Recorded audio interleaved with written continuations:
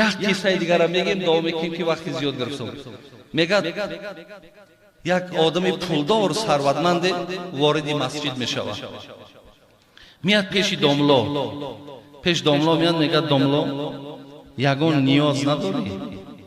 مقصد من یک کمتر مبلغ آوردم، اگر یگان حاجت و نیاز داشته باشی مقصد این ما تیاریم که خدمت کنیم. خداوند رحمت کنه او داملا ها را او عالم ها را، اونا هم عالم های ربانی بدن، اونا هم همش تکیه با خدا داشتن، هیچ وقت تکیه به آدم ها و به پولدار و به مالدار و به منصبدار و تکیه نمیکردن.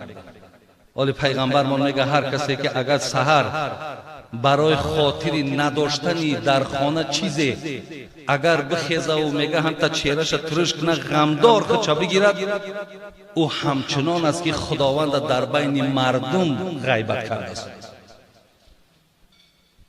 هر کسی که میگه اگر پیغمبرمون یک آدم مالدار اگر به خاطر پولش اگر تعظیم کنه و دستاش پیشی بر کند سه یک دینش ای بین میرود.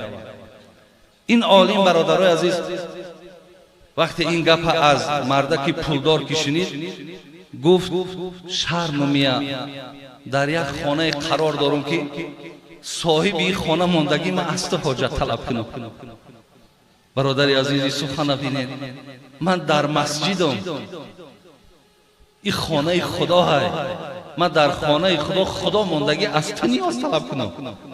میگه این مرد که پولدار ای حکمت سخن این میگه برخوردارش گوش شاید های فکر کرد که در درون مسجد نمیشود، بیرون ده میگه ایستاد، بیرون ده ایستاد و کوکای حضرت میبراید. حضرت که برآمد گفت حضرت گفت خیلی داخل مسجد بوده که با همون سوال من آمدم که یگان نیاز شما را بیرون کنم. گفت مقصد شما نیاز دنیوی است یا اخروی؟